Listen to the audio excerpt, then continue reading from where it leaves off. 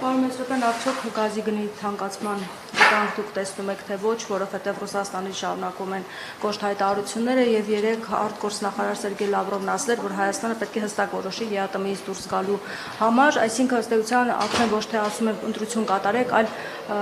դրել են, որպեսզի մենք արդեն իսկ որոշումը կատարենք, այսինքն հստակ հայտարարություն է հնչել։ Ինչ գործողություններ են հաջորդելու եւ արդյոք գազի գնի թանկացման վտանգ դուք չեք տեսնում, կարող է լինել։ Նախ հարգելի լրագրողներ, ամեն անգամ երբ առիթ է լինում ձեզ հետ հարցազրույց տալու կամ ճեպազրույց տալու, դուք պարբերաբար ինձ տալիս եք հարցեր, որոնք ենթադրում են քաղաքական պատասխաններ, եւ ես համբերատար եւ սիրահուժար ամեն անգամ հիշեցնում եմ, որ ես քաղաքական մեկնաբանություններ կամ քաղաքական գնահատականներ տալու իրավասություն չունեմ ի պաշտոնե եւ հետեւաբար ձեր տրված հարցին քաղաքական մեկնաբանություն չեմ կարող տալ, բայց խոսելով այն երևույթի մասին, թե ինչ տեղի կունենա, եթե հանկարծ գազի գինը թանկանա Հայաստանում, այդ մասով հետեւյալ մեկնաբանությունը կարող եմ անել, որ Հայաստանի Հանրապետությունում էլեկտրական էներգիայի արտադրության մոտ 30-35% կախված տարվա կառուցվածքից արտադրվում է ջերմային էլեկտրակայաններում եւ հետեւաբար եթե գազի գինը կթանկանա X դրամով կամ Y անգամ, չգիտեմ, եթե կթանկանա, դրանք անհայտներ են եւ ընդամենը այդպես քաղաքական խոսույթներ են, իրականության մեջ չունենք դեռ որևէ նման թիվ, ես անձամբ որպես հանձնաժողովի նախագահ իմ սեղանին չունեմ նման թիվ դրված պաշտոնապես եւ չկա նման քննարկում եւ հետեւաբար այդ նշված տոկոսի չափով ազդեցությունը էլեկտրական էներգիայի արտադրության սակագնի վրա բնականաբար կլինի բացասական, բայց անցած անգամ մեր հանդիպումներից մեկի ժամանակ ես եւս այդ մասին հայտնեցի իմ կարծիքը որպես ՀՀ քաղաքացի, որ աշխարհացունց բան այնուամենայնիվ դրանից տեղի չի ունենա, որովհետև արևային տեխնոլոգիաները վերականգնվող էներգետիկան այս տարիների ընթացքում մեր երկրում բավական բարեբախտաբար զարգացել է առաջանցիկ տեմպերով եւ միայն արդեն արևային կայանների գոյությունը մեր իրականության մեջ մեզ կապահովի 92, 93, 94 թվականների ծանր էներգետիկական կրիզիսի պատկերը ունենալուց։ Այո, անցումային փուլում եթե կլինի գազի թանկացում, որոշակի դժվարություններ ենթադրաբար կլինեն, բայց դա չի լինի այն ձեր չնայած դուք երևի այդքան ավելի երիտասարդ եք, այդ հովարային անջատումների տարիների այդ պատկերը չենք ունենա, այդ ձեր ծանր եւ խորը արդեն ասացի, որ անհետևանք դա չի կարող լինել, անցումային որոշակի դժվարություններ կլինեն, բայց դա չի լինի, այսպես ասած, որ օրերով, ժամերով ինչ որ հոսանքազրկումներ կունենանք, դրան գումարած մենք օրեր առաջ ազգային ժողովում ընդունվեց կուտակիչ կայանների մասին օրենքը, էներգետիկայի մասին օրենքի փոփոխություններ արվեց եւ շուտով Հայաստանի Հանրապետությունում արդեն այդ կուտակիչ կայանների կառուցման, ներդրման հնարավորությունը կլինի, որը եւս կգա իր հերթին լրացնելու եւ օգնելու այս խնդրի որոշակի մեղմանը։ Բացի դրանից տեսական եմ ասում, այնինչ որ ասում եմ որպես հայտարարություն, որպես պնդում չընդունեք, խնդրում եմ, ենթադրենք դիցուք վաղը գազը թանկացրեցին, Հայաստանին վաճառվող ռուսական գազը թանկացրեցին, պայմանագիրը եւ սակագները գործում են դեռևս մինչեւ 27 թվականի ավարտը, սկիզբը եւ հետեւաբար առաջիկա 6 ամիսներին շնորհակալություն եւ հետեւաբար առաջիկա 6 ամիսների ընթացքում մենք այդպես ցնցումային բան չենք ունենա եւ ասեմ նաեւ եւս մեկ հանգամանք, որ անցած տարիների ընթացքում լրացուցիչ օգուտներ են ձևավորվել գազի համակարգում եւ այդ բավական մեծ գումար է, որը որ իհարկե դրա որոշողը ես չեմ, դա քաղաքական որոշման արդյունք պետք է լինի,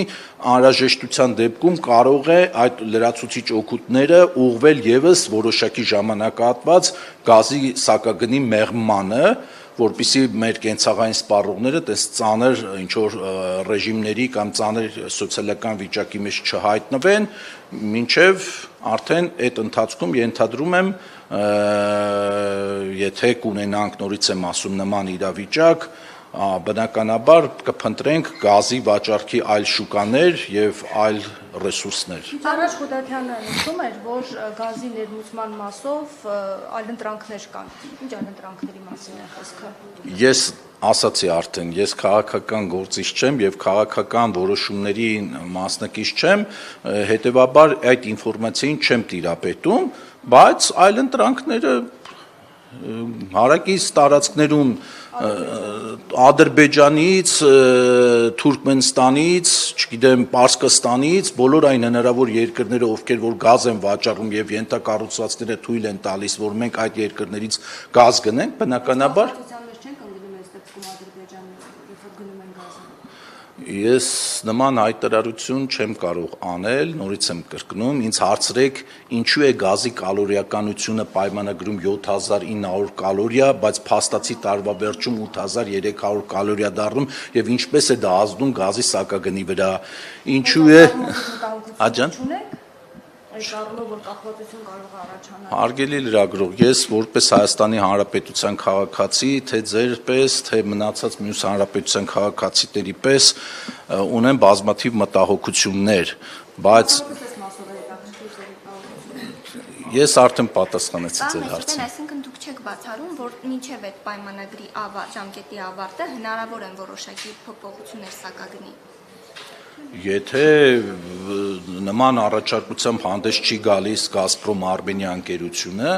հետևաբար մենք մեր սեփական նախաձեռնությամբ բնականաբար գազի թանկացման առաջարկով հանդես չենք գա։ Այսինքն տեսականորեն հնարավոր է դա, որ իրենք առաջարկով հանդես գան եւ բավարարվի այդ Տեսականորեն հնարավոր է, որ ես հենց հիմա այստեղ, երբ որ ձեզ հարցած ճեպազրույց եմ տալիս, հենց հիմա պաշտոնապես կարող է ստացվել նման առաջարկ Ռուսաստանի Դաշնությունից կամ Գազպրոմ Արմենիա ընկերությունից, բայց այս պահին որևէ նման առաջարկ չկա եւ հետեւաբար բոլոր մեր խոսակցությունները մնում են ենթադրությունների դաշտում։ Շատ գյուղական բնակավայրերում հատկապես հրաժարվում են գազից եւ օգտագործում են արևային էներգիան։ Ունեք նման վիճակագրություն։ Այո, դա վաղուց արդեն մեծ պրակտիկա է մեր կյանքում եւ բոլոր այն բնակավայրերում, որտեղ որ քաղաքացիների համար հասանելի է եղել այդ տեխնոլոգիաները, բնականաբար նրանք օգտվել են այդ հնարավորությունից, ասեմ ավելին եւ այդ արևային տեխնոլոգիաները վերջին տարիներին բերեցին նրան, որ իսկապես գազի սպառման ծավալները կենցաղային մակարդակում որոշակի նվազման զսպման միտումներ ունեին որոշակի բնակավայրերում,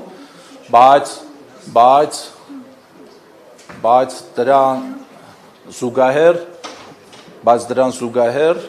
այնուամենայնիվ կենցաղային սպառողների մոտ գազի ծավալի սպառման ծավալի աճ է տեղի ունեցել, որը իմ կարծիքով վկայում է կենսամակարդակի աճի ամենալավ ցուցանիշներից մեկն է։ Եվ մոդուլային ատոմակայանների մասում կան հստակեցումներ, թե ոչ։ Այս պահին կա այն ինչ որ կա, ինչի մասին որ մշտապես ես էլ եմ խոսել եւ ձեզ էլ դուք էլ ունեք այդ ինֆորմացիան, նոր բան չեմ տիրապետում։ Դե որտեվ դա ոլորտի քաղաքականության իրականացնողը ՏԿ-ն նախարարությունն է իդեմս նախարարի,